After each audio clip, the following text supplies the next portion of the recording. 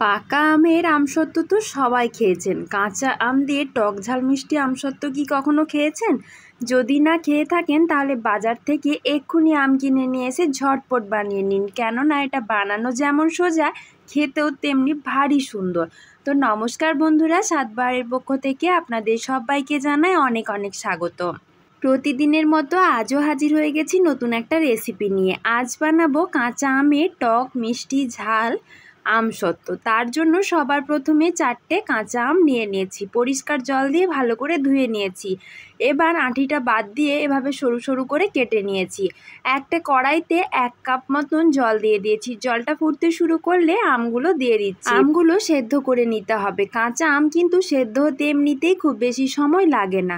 আমগুলো আমার সেদ্ধ হয়ে গেছে। এখন গ্যাসের ফ্লেমটা বন্ধ করে দিয়ে আমটা কিছুক্ষণের জন্য রেখে দেবো, যাতে আমটা ঠান্ডা হয়ে যায়। আমগুলো কিন্তু পুরোপুরি ঠান্ডা হয়ে গেছে। এখন একটা মিক্সিং জারে আমগুলো নিয়ে নেব। যদি সামান্য পরিমাণ মনে হয় জলের প্রয়োজন, তাহলে ওই আম সেদ্ধ করা জলটাও দেওয়া যেতে পারে। তারপর আমগুলোর একটা মিহি পেস্ট বানিয়ে নিতে হবে। এক্ষেত্রে আমগুলো যদি গোটা গোটা অংশ থেকে যায় বলে মনে হয়, তাহলে কিন্তু একটা স্ট্রেনারের সাহায্যে এভাবে মিশ্রণটা একটু ছেঁকে নিতে হবে। গোটা গোটা অংশ থাকলে কিন্তু আমসত্ত্বটা দেখতেও ভালো লাগবে না, খেতেও ভালো লাগবে না। এবার আবারও একটা কড়াই বসিয়ে দিয়েছি, তাতে ওই আমের মিশ্রণটা ঢেলে দিচ্ছি। তার সাথে দিয়ে দিচ্ছি চিনি। এখানে কিন্তু চিনির পরিমাণটা একটু বেশি দিতে হবে। আমি একটা বাটি মাপ করে 1 বাটি চিনি দিয়ে দিয়েছি। তারপর চিনিটা খুব ভালো করে আমের সাথে মিশিয়ে নিচ্ছি। আর দিয়ে দিচ্ছি 1/2 চামচ মতো বিট লবণ। আমি এখানে বিট লবণই দিলাম, বিট লবণটা দিলে খেতে বেশি ভালো লাগে। তার সাথে দিয়ে দেব কয়েক ফোঁটা গ্রিন ফুড কালার। যেহেতু আম দিয়ে বানাচ্ছি, গ্রিন ফুড কালারটা দিলে দেখতে বেশ ভালো লাগে, তাই দিলাম। তবে এটা সম্পূর্ণ অপশনাল, আপনারা চাইলে দিতেও পারেন বা নাও পারেন। এবার সব কিছু আবারও ভালো করে একটু মিশিয়ে নিচ্ছি। যেহেতু আমি কাঁচা আমের টক ঝাল মিষ্টি আমসত্ত্ব বানাচ্ছি, তাই সবশেষে দিয়ে দিচ্ছি সামান্য পরিমাণ চিলি ফ্লেক্স। দিয়ে সব কিছু এটা ভালো করে মিশিয়ে নিচ্ছি। যদি আপনারা ঝালটা স্কিপ করতে চান তাহলে নাও দিতে পারেন।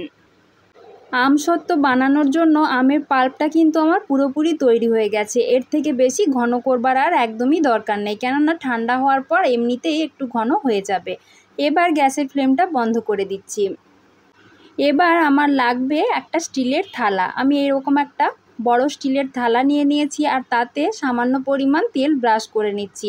যেহেতু আমসত্ত্বটা শুকনো হওয়ার পরে খুব তাড়াতাড়ি তুলে নেওয়া যায়। এবার মিশ্রণটা অল্প অল্প করে থালার ওপর ঢেলে দিচ্ছি। তবে আমি খুব পাতলা করে বানাবো না, একটু মোটা করে বানালে কিন্তু খুব সহজেই আমসত্ত্বটা থালা থেকে তুলে নেওয়া যায় এবং দেখতে খেতে দুটোই বেশ ভালো লাগে। এবার থালাটা ঘুরিয়ে ঘুরিয়ে আমের মিশ্রণটা চারিদিকে সমান করে একটু ছড়িয়ে দিচ্ছি। তারপর রোদে দিয়ে দিয়েছি শুকনো করার জন্য। এখন যে পরিমাণ রোদের তাপ, তাতে করে একদিনেই কিন্তু আমার আমসত্ত্বটা পুরোপুরি শুকিয়ে গেছে। যদি আপনাদের মনে হয় যে আমসত্ত্বটা একদিনে ঠিকঠাক শুকনো হয়নি, সেক্ষেত্রে আপনারা 2 দিন রোদে দিয়ে দিলেই দেখতে পাবেন যে আমসত্ত্বটা কিন্তু পুরোপুরি শুকিয়ে গেছে। আমার এখানে একদিনের মাথায় আমসত্ত্বটা কিন্তু পুরোপুরি শুকিয়ে গেছে। দেখুন থালা থেকে কত সহজেই তুলেও নেওয়া যাচ্ছে। এত সুন্দরভাবে আমসত্ত্বটা তৈরিও হয়েছে আর শুকিয়েও গেছে। এই আমসত্ত্বগুলো আপনারা এখন বানিয়ে দিয়ে ফ্রিজের মধ্যে সংরক্ষণ করে প্রায় 6 মাস পর্যন্ত রেখে দিতে পারেন। একটুও কিন্তু খারাপ হবার কোনো ভয় নেই। এবার আমি ছুরি দিয়ে লম্বা লম্বা সরু সরু করে কেটে নিচ্ছি। তারপর রোল করে গুঁড়িয়ে একদম কোনো এয়ারটাইট কন্টেনারের মধ্যে সংরক্ষণ করে ফ্রিজে রেখে দেব। এখন কিন্তু বাজারে কাঁচা আম খুবই পাওয়া যাচ্ছে। আপনারা চাইলে বাজার থেকে কাঁচা আম কিনে নিয়ে এই রেসিপিটা বাড়িতে বানিয়ে প্রায় 6 মাস পর্যন্ত সংরক্ষণ করে বানিয়ে রাখতে পারেন। এটা খেতে কিন্তু খুবই সুন্দর হয়। শুধু মুখে হোক বা চাটনির সাথেও আপনারা মিশিয়ে দিতে পারেন, খেতে দুর্দান্ত লাগে।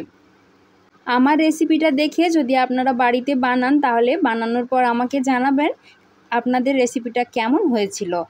আর খেতে কেমন লাগলো সেটাও কিন্তু কমেন্ট করে জানাতে একদমই ভুলবেন না। তার সাথে আমার আজকের রেসিপিটা যদি আপনাদের ভালো লাগে, তাহলে অবশ্যই একটা লাইক করবেন আর সবার মাঝে বেশি বেশি করে শেয়ার করে দেবেন, যাতে সবাই রেসিপিটা দেখতে পায় আর বাড়িতেও বানাতে পারে।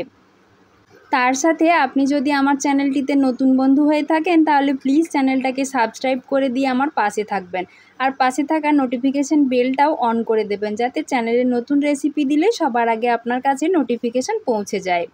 আজকের মতো এই পর্যন্তই। সবাই ভালো থাকবেন, সুস্থ থাকবেন। ধন্যবাদ।